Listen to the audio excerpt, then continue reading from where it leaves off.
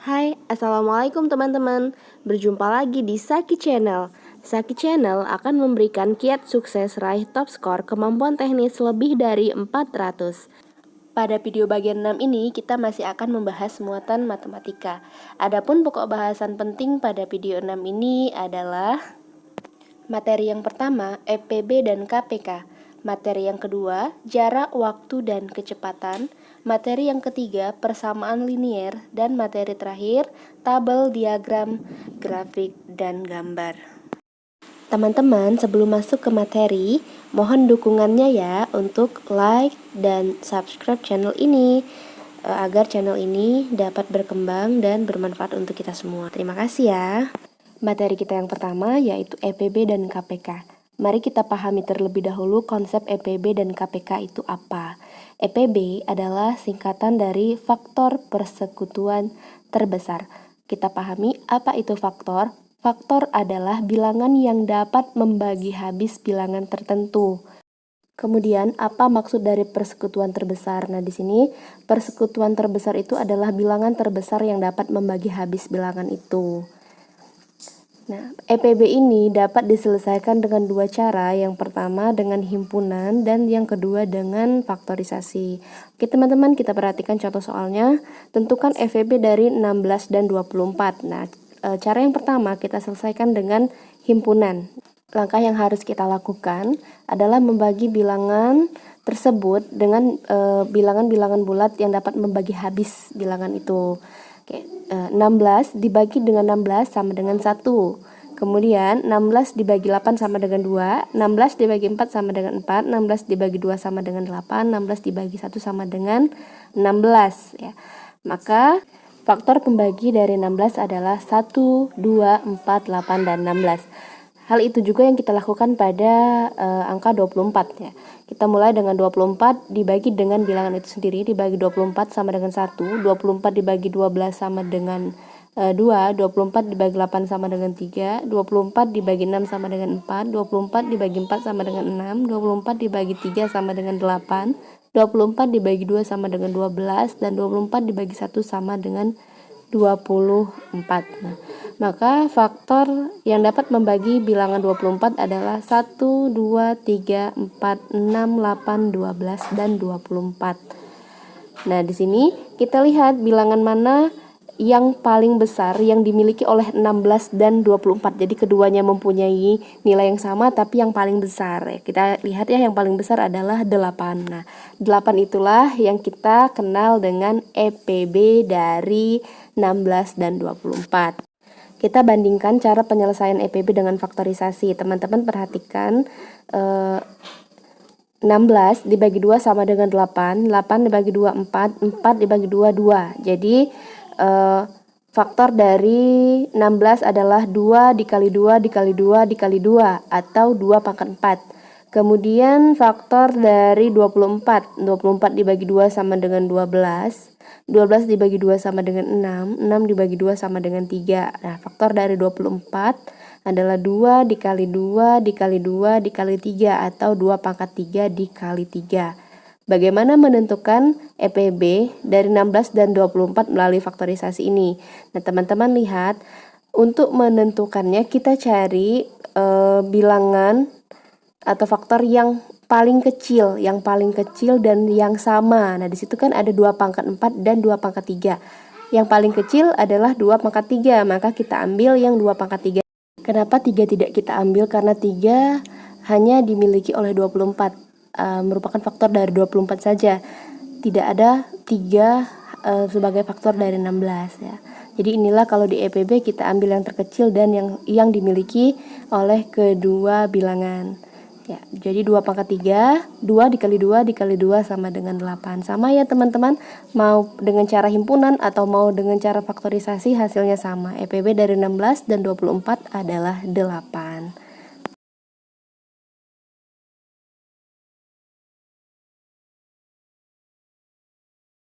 Sekarang kita bahas tentang KPK. KPK adalah kelipatan persekutuan terkecil ya teman-teman. Nah, kalau tadi faktor, maka ini adalah kelipatan. Kalau kelipatan berarti bilangan hasil kali dari bilangan itu dengan bilangan bulat lainnya. Sama dengan EPB, KPK ini dapat diselesaikan dengan dua cara juga. Yang pertama dengan himpunan, yang kedua dengan faktorisasi. Nah, kita lihat yang dengan himpunan ya teman-teman. Kalau tadi di EPB 16 dan 24 itu dibagi. Sedangkan kalau di KPK ini bilangan 16 dan 24 itu dikalikan atau dilipatkan atau kelipatannya ya. Kita perhatikan 16 dikali 1 sama dengan 16, 16 dikali 2 sama dengan 32, 16 dikali 3 sama dengan 48, 16 dibagi 4 sama dengan 64. Dikali itu ya teman-teman, mohon maaf tipu lagi. Kemudian 24 dikali 1 sama dengan 24, 24 dikali 2 sama dengan 48, 24 dikali 3 sama dengan 72, 24 dikali 4 sama dengan 96. Kita tulis kelipatannya ya teman-teman. Kelipatan dari 16 adalah 16, 32, 48, dan 64. Seterusnya dan seterusnya yaitu titik. Kemudian kelipatan dari 24 adalah 24, 48, 72, dan 96. Dari kelipatan bilangan yang sudah kita peroleh ini, kita dapat menentukan KPK dari 16 dan 24 teman-teman. Jadi ketika di EPB tadi, kita mencari faktor dari bilangan 16 dan 24, faktor mana atau bilangan yang mana yang membagi habis 16 dan 24 tapi yang terbesar ya, tadi yang terbesar. Nah, kalau di KPK ini kelipatan dari 16 dan 24, bilangan mana atau hasil kelipatan mana yang terkecil yang dimiliki oleh kedua bilangan tersebut, yang dimiliki oleh 16 dan 24. Nah, coba kita lihat ya. Yang dimiliki atau yang sama dari 16 dan 24 itu yang paling kecil adalah 48. Nah, jadi KPK dari 16 dan 24 adalah 48. Selanjutnya, kita akan lihat bagaimana penyelesaian KPK dengan faktorisasi. Penyelesaian KPK dengan faktorisasi caranya masih sama dengan EVB tadi ya teman-teman. Jadi faktor dari 16 adalah 2 pangkat 4. Faktor dari 24 adalah 2 pangkat 3 dikali 3. Nah, kalau di EPB kita mencari faktor yang terkecil dan yang sama. Kalau di KPK sedikit berbeda.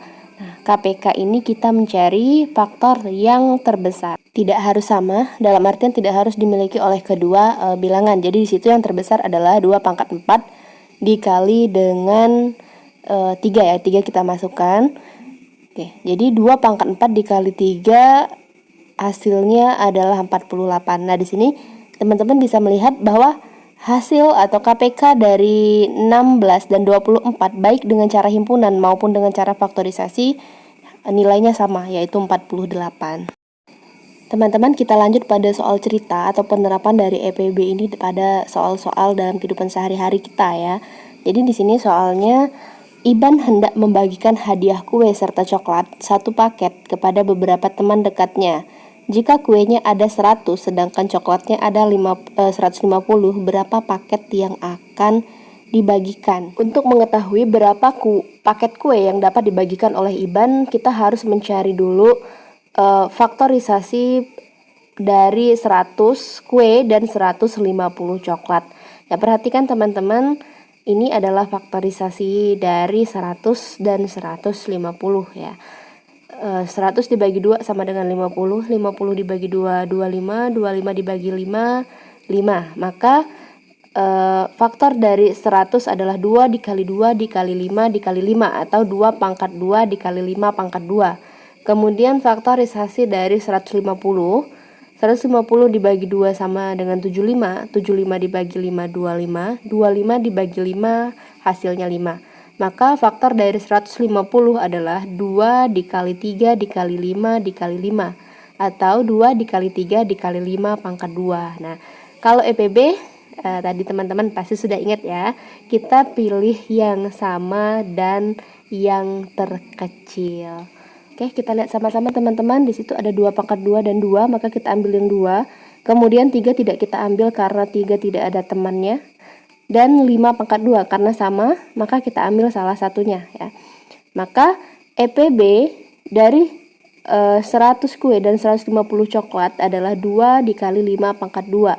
5 pangkat 2 adalah 5 dikali 5 hasilnya 25. 2 dikali 25 adalah 50. Nah, artinya paket yang dapat dibagikan oleh Iban adalah paket. Selain itu, kadang juga ditanya masing-masing paket isinya berapa kue dan coklat, atau paket itu isinya apa aja kayak gitu. Nah, kalau kita ditanya masing-masing paket isinya berapa kue dan coklat, ya kita bagikan saja teman-teman. Kue tadi kan 100, kita bagikan dengan EPB dari 100 dan 150 itu, yaitu 50 ya. 100 dibagi 50 sama dengan 2. Begitupun pada coklat, 150 coklat dibagi dengan EPB-nya, dibagi 50 sama dengan 3, maka isi satu paket terdiri dari 2 kue dan 3 coklat. Nah, di sini artinya teman-teman harus perhatikan apa yang ditanya pada soal. Jadi kalau yang ditanya berapa paket, cukup teman-teman cari EPB-nya. Tapi jika ditanya masing-masing paket isinya berapa, maka harus teman-teman bagikan bilangan itu atau banyaknya kue dan coklat dengan EPB dari kue dan coklat. Next, kita akan lanjut tentang penerapan dari KPK pada soal cerita. Soalnya seperti ini, 3 orang anak berenang di tempat yang sama secara bergantian. Farel berenang setiap 4 hari, Iban berenang setiap 6 hari, dan Rafan berenang setiap 8 hari. Mereka berenang bersama pada tanggal 10 Januari 2022. Maka ketiga anak itu berenang bersama berikutnya pada tanggal berapa? Nah, di sini kita menggunakan konsep KPK karena kita menggunakan kelipatan. Nah, kelipatan dari 4, 6, 8 sampailah kita mencari kelipatan berapa sih mereka ini bertiga ini bertemu ya, kayak gitu. Langkah pertama yang harus kita lakukan adalah mencari KPK dari 4, 6, dan 8 dengan faktorisasi prima ya teman-teman. Perhatikan caranya. Faktor dari 4 adalah 4 dibagi 2 sama dengan 2, maka faktor dari 4 2 dikali 2 atau 2 pangkat 2. Kemudian faktor dari 6 dan 8. 6 dibagi 2 sama dengan 3, maka faktor dari 6 adalah 2 dikali 3. Kemudian 8 dibagi 2 sama dengan 4, 4 dibagi 2 sama dengan 2, maka faktor dari 8 adalah 2 dikali 2 dikali 2 atau 2 pangkat 3. Di sini kita menentukan KPK-nya. Jika tadi teman-teman sudah memperhatikan konsep dari KPK di awal tadi, maka teman-teman dapat menentukan di sini kita mencari faktor yang terbesar, ya, faktor yang terbesar yang dimiliki oleh ketiga bilangan tersebut, ya teman-teman. Di situ ada 2 pangkat 2, ada 2 pangkat 3, maka yang terbesar adalah 2 pangkat 3 dan 3 ya, 3. Maka 2 pangkat 3 dikali 3, 8 dikali 3, 24 hari. Nah, kita jumlahkan karena dia dimulai pada tanggal 10 Januari pertama kali mereka bertiga berenang, ditambah dengan 24 hari berikutnya mereka akan bertemu, maka menjadi 34 hari, atau kita tulis ya 34 Januari ya. Setelah kita dapatkan mereka akan bertemu kembali di 34 Januari. Kita ingat bahwa Januari hanya sampai pada tanggal 31, maka 34 Januari dikurang dengan 31 hari di bulan Januari, hasilnya adalah 3 ya. 3 itu sudah masuk di bulan berikutnya, yaitu bulan Februari. Sehingga Farel, Iban, dan Rafan akan berenang bersama kembali pada tanggal 3 Februari 2022. Nah, teman-teman, inilah penerapan konsep KPK pada soal cerita atau soal dalam kehidupan sehari-hari kita ya. Insya Allah teman-teman dapat memahaminya dengan mudah setelah menyaksikan penjelasan-penjelasan pada video ini. Teman-teman, kita masuk ke materi kita yang kedua mengenai jarak waktu dan kecepatan. Kita ketahui rumus dari kecepatan adalah V sama dengan S per T. Terlebih dahulu kita ketahui apa itu V, S, dan T. S adalah jarak, V adalah kecepatan, dan T adalah waktu. Nah, dengan menggunakan segitiga ajaib ini, teman-teman akan mudah memahami formulasi atau rumus dari kecepatan. Garis vertikal yang ada di antara V dan T itu konsepnya adalah dikali ya, sedangkan garis horizontal yang ada di antara S, V, dan T itu konsepnya adalah dibagi. Dengan bantuan segitiga ajaib ini, ketika teman-teman ditanya berapakah jarak, maka teman-teman tinggal tutup jarak atau S itu, teman-teman tutup dengan tangan teman-teman. Yang terlihat adalah V dan T. Nah, V dan T ini konsepnya tadi dikali, maka S sama dengan V dikali dengan T. Ketika yang ditanya T, maka teman-teman tutup yang T, maka yang nampak adalah S dan V. Konsep dari S dan V tadi Karena dibatasi oleh garis horizontal, maka dia dibagi, maka T adalah S per P atau S dibagi dengan P. Begitu pula ketika yang ditanya adalah V ya teman-teman. Sampai sini apakah bisa dipahami? Semoga bisa ya. Untuk lebih memahami materi ini, kita perhatikan contoh soalnya teman-teman. Contoh soal 1, Danang berangkat dari rumah menuju sekolah menggunakan sepeda motor dengan kecepatan 80 km per jam selama 30 menit. Berapakah jarak yang ditempuh Danang? Yang ditanya jarak ya teman-teman, maka jarak itu adalah S. Teman-teman tutup bagian S, maka yang terlihat adalah V dan T ya. V dan T itu sifatnya dikali, karena dia dibatasi oleh garis vertikal. Jadi S sama dengan V dikali T. Kita tuliskan terlebih dahulu apa yang ada di dalam soal ya. V sama dengan 80 km per jam, yaitu per jam. T-nya 30 menit. Nah, kalau di situ sudah kilometer per jam, maka waktunya dalam menit harus kita rubah ke dalam jam. 30 menit sama dengan setengah jam atau 30 per 60 ya, karena 1 jamnya adalah 60 menit. Nah, kita sudah dapatkan rumus S sama dengan V dikali T, S sama dengan 80 km per jam dikali dengan setengah. Hasilnya, jarak yang ditempuh Danang adalah 40 km. Kurang lebih seperti inilah soal yang saya temukan kemarin teman-teman. Soalnya masih dasar ya, dasar dari kecepatan. Namun ada juga soal yang sudah lebih lanjut atau kompleks ya. Oke, nanti kita akan bahas pada sesi setelah ini ya. Contoh soal yang kedua, Rena bersepeda dari titik A ke B dengan kecepatan 12 km per jam. Pada waktu yang sama, Nanda bersepeda dari titik B ke A dengan kecepatan 15 km per jam. Jika jarak A ke B adalah 9 km, maka berapa jarak yang telah ditempuh Nanda saat berpapasan? Masih sama dengan yang sebelumnya, ketika ditanya jarak, maka rumusnya adalah V dikali dengan T. Namun di sini kita belum dapat T-nya berapa gitu. Kita belum ketahui dari soal itu berapa T-nya, sehingga kita harus mencari T-nya terlebih dahulu, teman-teman. Di situ S-nya sama dengan 9 km, sedangkan V totalnya tahu V1 ditambah dengan P2, 12 ditambah 15 sama dengan 27. Maka untuk mencari T-nya, teman-teman tutup yang T. Akan kita lihat yang nampak itu S dan V saja ya. S per V. 9 dibagi 27 sama dengan 1 per 3 jam.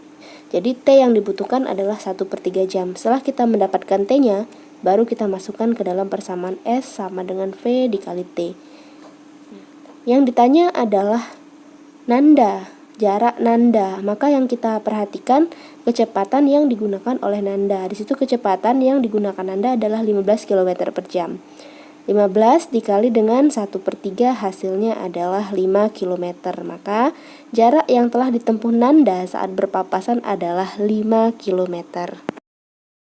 Teman-teman, tadi sekilas sudah kita bahas ya mengenai waktu berpapasan. Namun kita juga dapat menggunakan rumus-rumus berikut untuk menentukan waktu berpapasan ketika waktu berangkatnya sama, atau rumus waktu berpapasan ketika waktu berangkat antara kedua orang itu berbeda, dan yang terakhir itu rumus waktu menyusul. Silahkan teman-teman juga boleh dicatat ya di buku catatannya. Rumus waktu berpapasan ketika waktu berangkatnya sama, T sama dengan S dalam V2 dikurang V1 per V1 dikali V2. Kemudian, rumus waktu berpapasan ketika waktu berangkatnya berbeda. Jadi ada yang mungkin berangkat jam 7, ada yang berangkat jam 7.30, seperti itu. Maka persamaannya berbeda ya. Rumus T-nya S dikurang V1 dikali T1 per V1 plus V2. Sedangkan rumus waktu menyusul T sama dengan V1 dikali delta T atau perubahan waktu ya, perubahan waktu dibagi V2 dikurang dengan V1. Untuk lebih jelas, agar bisa memahami rumus-rumus atau formulasi ini, teman-teman perhatikan contoh soal yang akan kita bahas ya.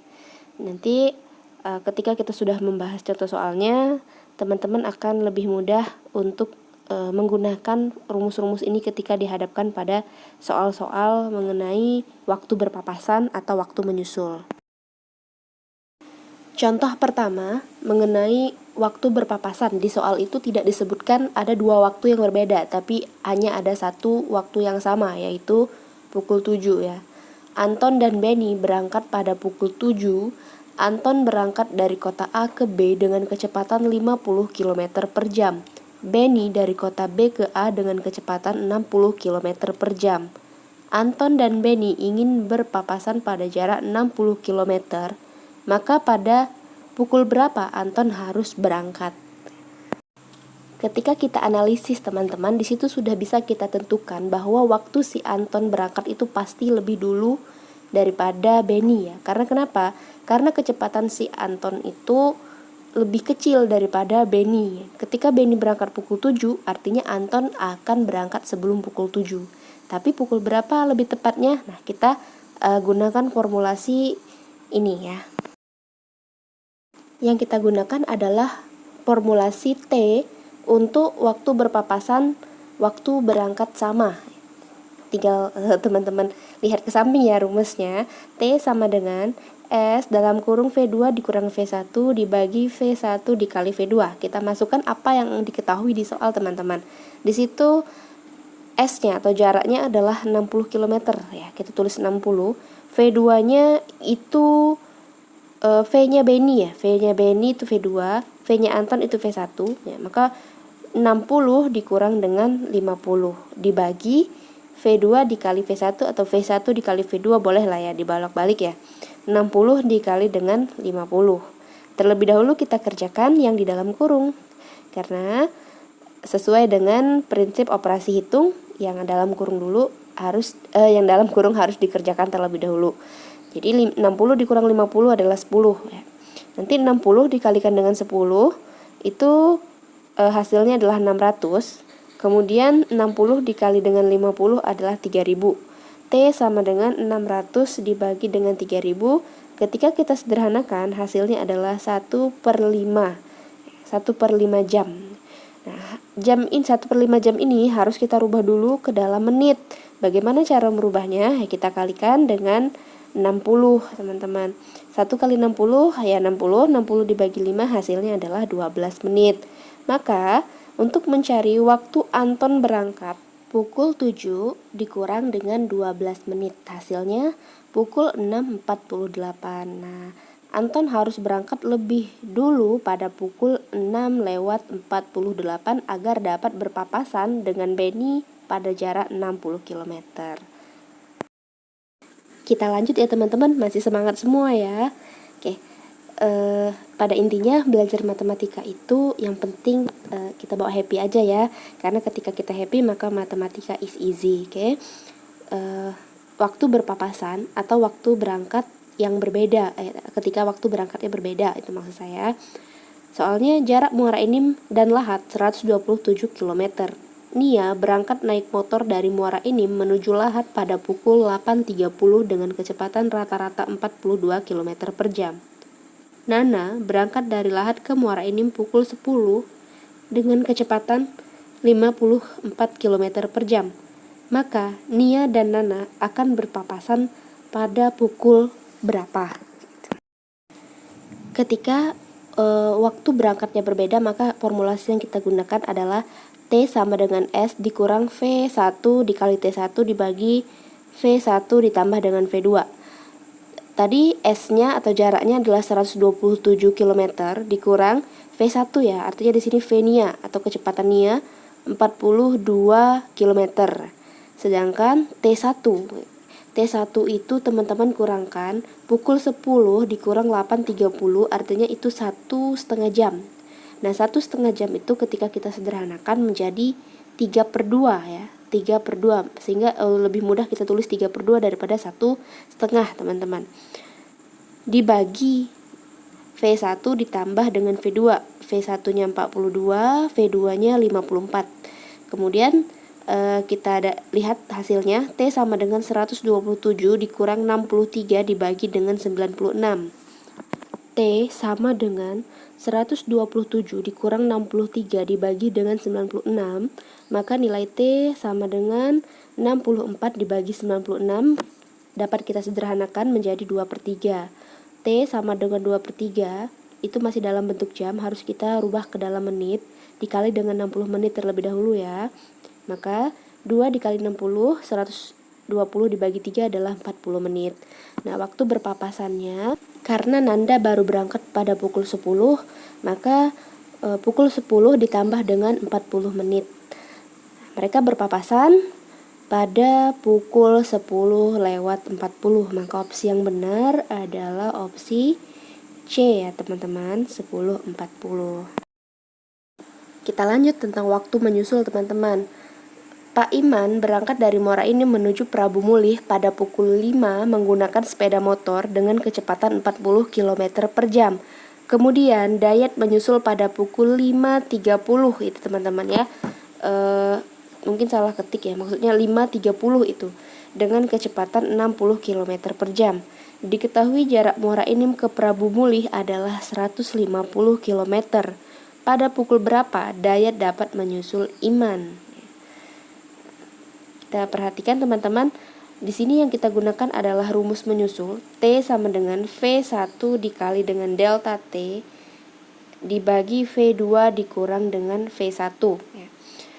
Kita lihat delta T atau selisih waktunya itu pukul 5.30 dikurang dengan pukul 5, sehingga hasilnya adalah 30 menit atau setengah jam. Maka V1 nya 40, delta T nya kita sudah dapat setengah, maka dikali dengan setengah dibagi V2 dikurang V1, 60 dikurang dengan 40. T sama dengan 40 dikali setengah 20, 60 dikurang 40 20, didapatlah T-nya sama dengan 1 jam. Nah, dari waktu ini kita dapat menentukan Dayat dapat menyusul Pak Iman pada pukul 5.30 ditambah dengan 1 jam, artinya 6.30. Teman-teman, jadi soal tentang waktu berpapasan dan waktu menyusul ini pada soal P3K itu paling muncul satu atau dua soal. Tapi jangan dianggap kayak sepele kayak gitu. Kita nggak pernah tahu jawaban mana yang benar nantinya. Siapa tahu satu soal tentang jarak, kecepatan, dan waktu yang kita jawab dengan sungguh-sungguh dan benar, itulah yang akan menentukan poin kita lebih tinggi dari lawan kita. Pokok bahasan penting yang ketiga adalah persamaan linier. Teman-teman, di sini kita dapat mengetahui bahwa persamaan linier itu ada persamaan linier 2 variabel dan ada persamaan linier 3 variabel. Nah, di sini yang akan kita bahas adalah yang 3 variabel ya, karena di soal P3K yang muncul adalah yang 3 variabel. Sistem persamaan linier 3 variabel itu maksudnya ya teman-teman, adalah sebuah sistem yang terbentuk oleh persamaan linier yang melibatkan 3 variabel. Secara umum, persamaan linier 3 variabel ditulis, tipe semua, mohon maaf nih, dalam bentuk AX plus BY plus CZ sama dengan D ya. Jadi variabelnya apa saja? Kenapa bisa dikatakan 3? Ya itu tadi, X, Y, dan Z ya, 3 variabel. Nah, ini contoh soal yang pertama, persamaan liniernya kita tidak perlu menghitung. Cukup kita tuliskan persamaan liniernya ke dalam bentuk persamaan. Nanti kita bisa menentukan persamaan atau pertidaksamaan yang benar sesuai dengan permintaan soal. Contoh soal, ketika berbelanja di toko buku, Ana membeli 2 buku dan 5 pensil seharga 14.500. Nuna membeli 4 pensil dan 3 pulpen seharga 14.500. Dan Dona membeli 5 buku dan 3 pulpen seharga 9.500. Manakah persamaan atau pertidaksamaan berikut yang benar sesuai uraian cerita di atas? Kenapa pertanyaannya persamaan atau pertidaksamaan ya? Sekilas kita bahas persamaan itu yang sama dengan itu teman-teman. Kalau pertidaksamaan ya lebih dari, kurang dari, itu namanya pertidaksamaannya. Nah, kita tulis dulu soal cerita itu ke dalam bentuk matematika, persamaan liniernya.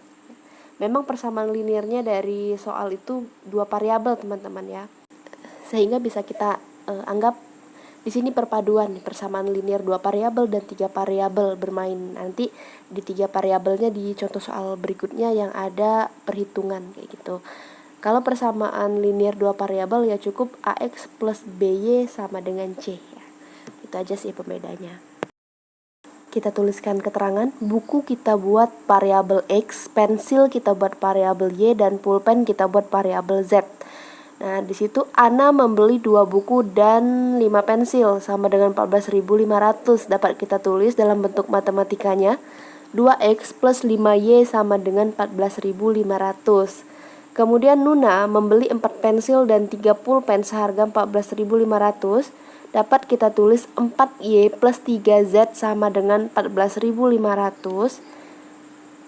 Dona membeli 5 buku dan 3 pulpen seharga 9.500, maka dapat kita tulis 5X ya, 5X plus 3Z sama dengan 9.500. Nah, dari persamaan ini teman-teman, kita dapat menentukan persamaan atau pertidaksamaan mana yang benar sesuai dengan permintaan soal itu.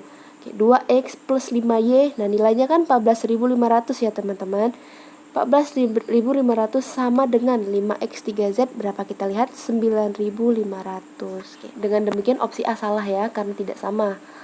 14.500 tidak sama dengan 9.500. Dari penjelasan ini atau keterangan yang sudah hadir di layar teman-teman, mana yang benar teman-teman? Langsung saja ya kita pilih yang benar yang mana ya. Oke, yang benar adalah yang D ya teman-teman.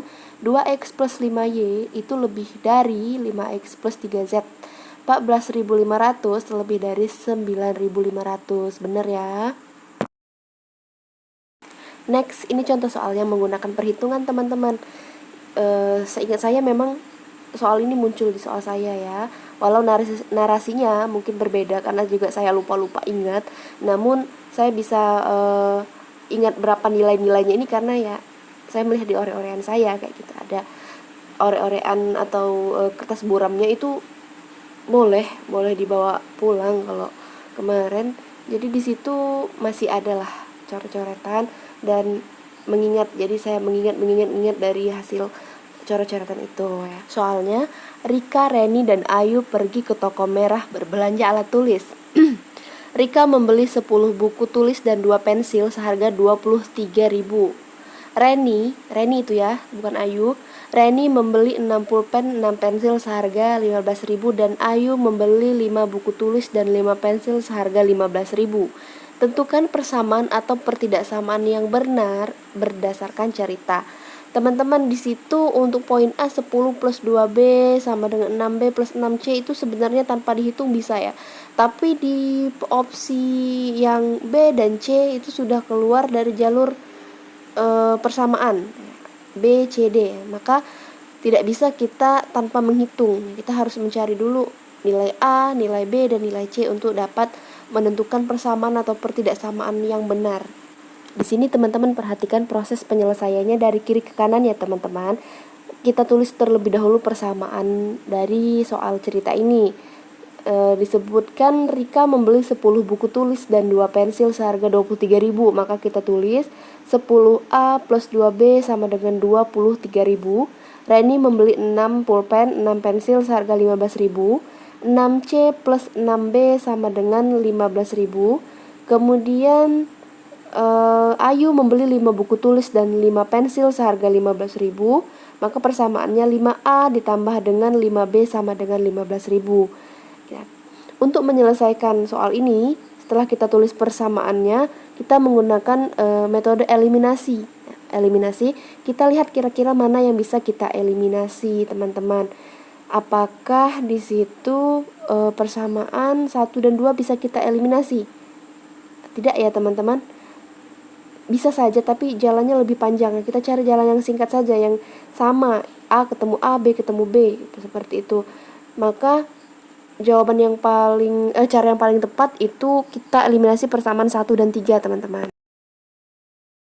Kita tuliskan persamaan 1 dan 3. Persamaan 1 10A plus 2B sama dengan 23.000 dan persamaan 3 5A plus 5B sama dengan 15.000. Bagaimana cara kita mengeliminasinya? Apa yang akan kita eliminasi ya? yang kita eliminasi boleh pilih salah satu, boleh A atau B ya.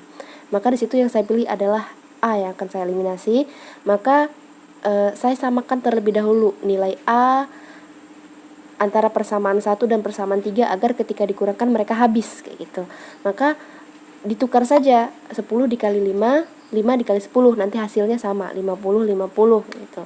Di situ 10 dikali 10A dikali 5 sama dengan 50A.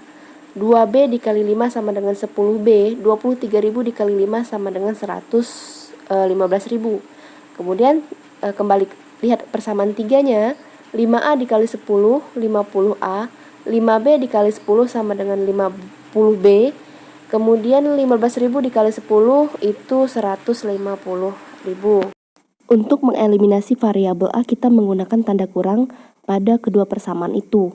Sehingga persamaan 1 dikurang dengan persamaan 3, 50 dikurang 50 hasilnya 0 atau habis. 10B dikurang 50B hasilnya minus 40B. Kemudian 115.000 dikurang dengan 150.000 hasilnya minus 35.000. Sehingga untuk mendapatkan nilai B, minus 35.000 dikurang dengan dibagi dengan minus 40. Minus dibagi dengan minus hasilnya plus, sehingga B sama dengan 875. Setelah kita dapatkan nilai B, kita substitusikan nilai B itu ke dalam persamaan 1 atau persamaan yang mempunyai nilai B-nya ya. Lebih mudahnya itu persamaan 1. 10A plus 2B sama dengan 23.000. Kita masukkan nilai B-nya teman-teman, 875. Didapatlah 10A plus 1750 sama dengan 23.000. Maka 10A sama dengan 23.000 dikurang 1750, itu kita pindah ruas, dia berubah jadi minus ya. 10A sama dengan 21.250. A sama dengan 21.250 dibagi dengan 10, hasilnya adalah 2.125. Maka nilai A-nya 2.125. Sudah kita dapat nilai A dan B. Sekarang kita mencari nilai C teman-teman. Kita substitusikan lagi nilai B ke dalam persamaan 2. 2C plus 2B sama dengan 15.000. Kita masukkan nilai B-nya. Maka 6C sama dengan 5.250 plus 5.250 sama dengan 15.000. 6C sama dengan 15.000 dikurang 5.250 ya. 5.250-nya pindah ruas menjadi minus.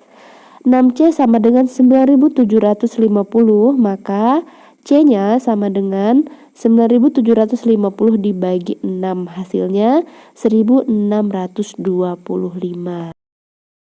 Kita lanjutkan teman-teman. Setelah kita dapat nilai A, B, dan C, kita tuliskan ya. Nilai A-nya 2.125, nilai B-nya 875, dan nilai C 1.625. Ya, kita kembali ke opsi nih. Kita perhatikan opsinya. Opsi A, 10A plus 2B sama dengan 6B plus 6C. Nah, ini yang kata saya tadi tidak perlu dihitung teman-teman, karena kita lihat saja persamaan 1, 2, dan 3 itu ada, nilainya ada di situ ya. 10A plus 2B nilainya 23.000. Kemudian 6B, 6C nilainya 15.000. Maka 23.000 sama dengan 15.000 tentu salah ya, karena tidak sama. Oke, yang B, C, D, dan E teman-teman perhatikan, itu sudah saya tulis hasil akhirnya. Namun untuk teman-teman belajar, silahkan teman-teman tulis lagi seperti itu. Seperti juga yang sudah saya katakan di awal, bahwa pada opsi B, C, dan D kita tidak bisa menentukan nilainya hanya melihat persamaan, tapi kita harus menghitung ya teman-teman.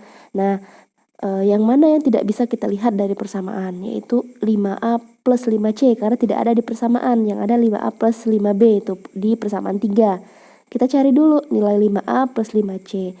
Nah, perhatikan ini, 5A plus 5C, kita masukkan nilai A dan nilai C-nya, maka didapatkan 18.750. Nah, untuk di opsi D, itu juga yang tidak ada dalam persamaan adalah 2A plus 3C ya. Terlebih dahulu kita cari ya. 2A plus 3C kita masukkan nilainya, nilai A dan nilai C, maka didapatkan hasilnya 9.125. Sampai di sini silahkan teman-teman fokus pada angka-angka yang berwarna merah itu teman-teman ya. Itu sudah hasil akhir yang saya buat. Nah, kita identifikasi mana pernyataan atau persamaan atau pertidaksamaan yang benar, teman-teman. Jelas ya, di situ terlihat bahwa opsi yang benar adalah opsi yang C ya, 15.000 kurang dari 18.750. Yang lainnya itu salah. Silahkan diperhatikan lagi ya teman-teman. Oke, sampailah kita pada materi yang terakhir, yaitu tentang tabel, grafik, dan gambar. Teman-teman, tidak terasa ya ternyata video kita sudah lebih dari 40 menit nih durasinya.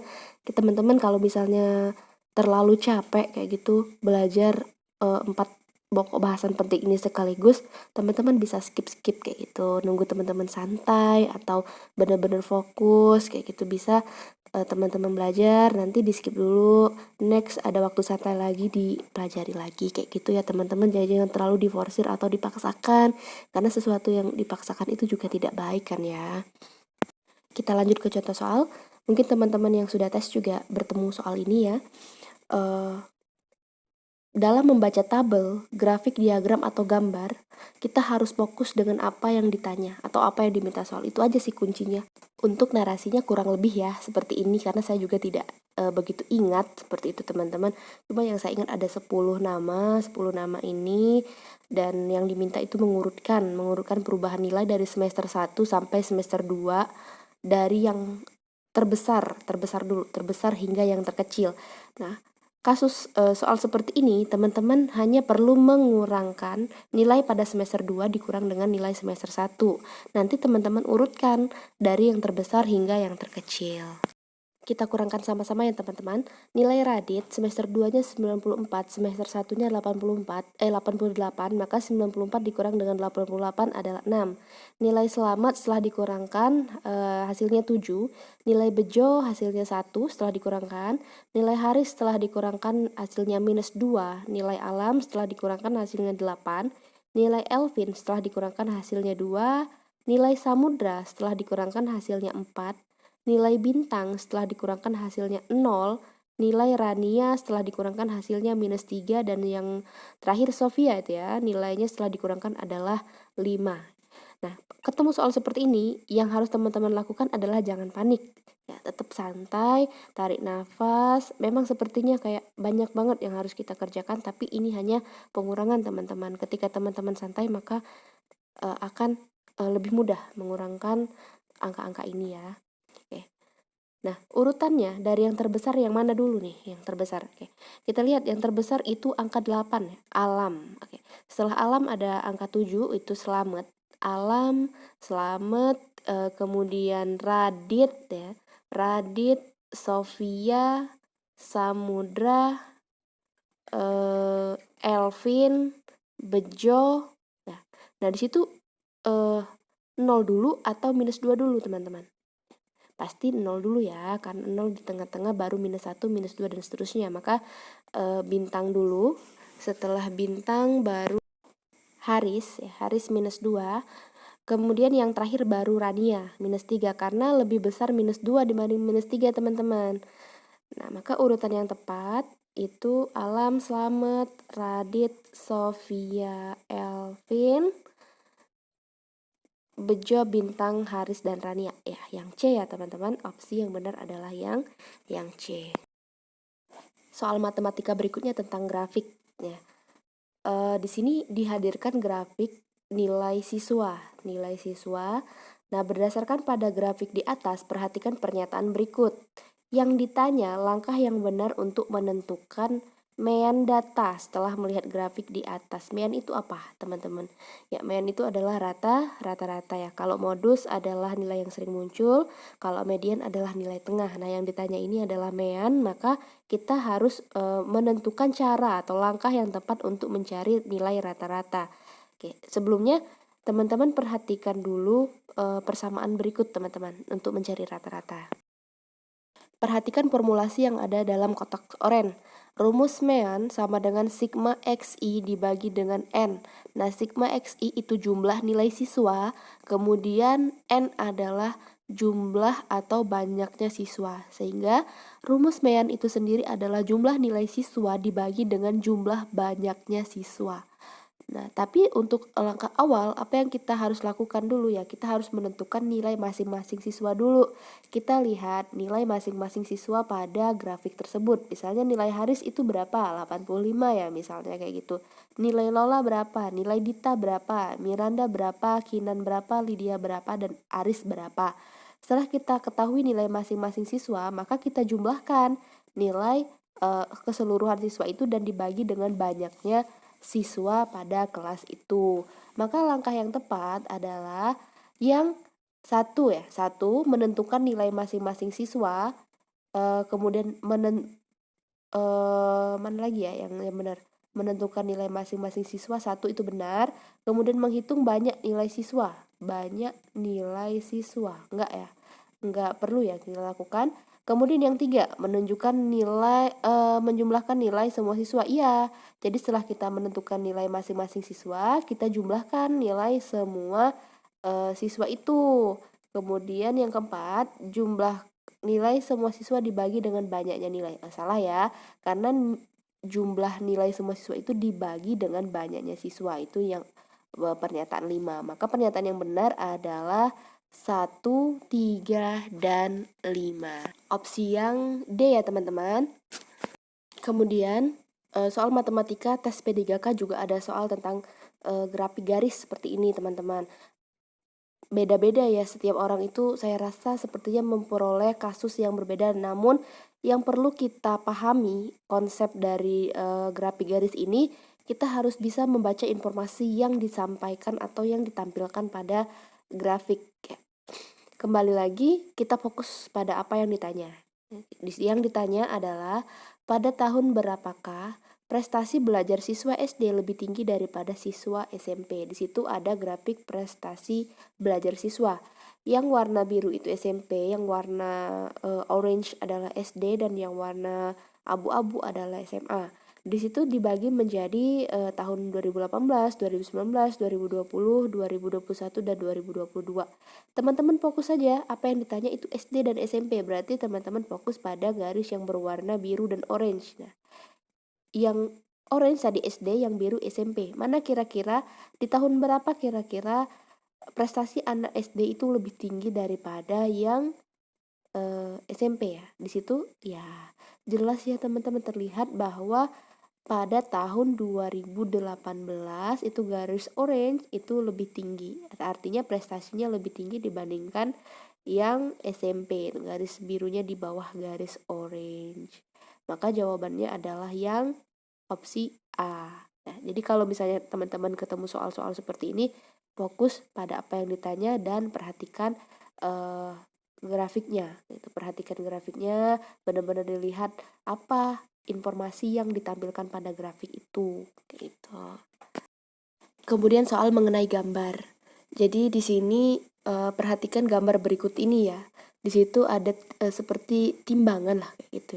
Timbangan yang di sebelah kirinya ada 2 bola dan 1 segitiga. Kemudian di sebelah kanannya ada 1 segitiga, 1 bola, dan 1 kubus. Pernyataan yang tepat untuk menggambarkan ilustrasi di atas adalah, nah, teman-teman ketika dihadapkan pada kasus ini kita cari dulu yang sama, yang kanan dan kiri sama untuk kita eliminasi atau untuk kita coret ya.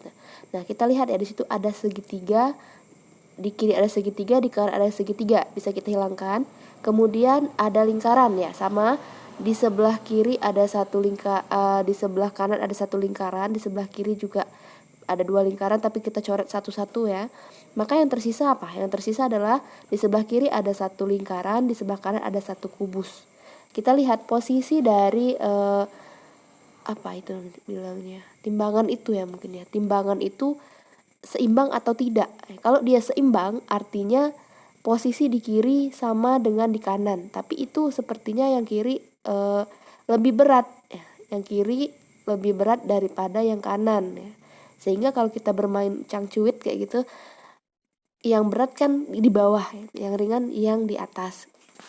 Dari yang tersisa 1 bola dan 1 kubus itu kita dapat menentukan pernyataan yang tepat. Ternyata berat 1 bola itu lebih berat daripada berat 1 kubus ya, karena yang ada 1 bolanya dia lebih rendah daripada yang ada satu kubusnya, maka itu menyatakan dia lebih berat. Opsi yang benar adalah opsi E ya, berat satu bola lebih dari berat satu kubus. Sampai di sini semoga bisa dipahami ya teman-teman.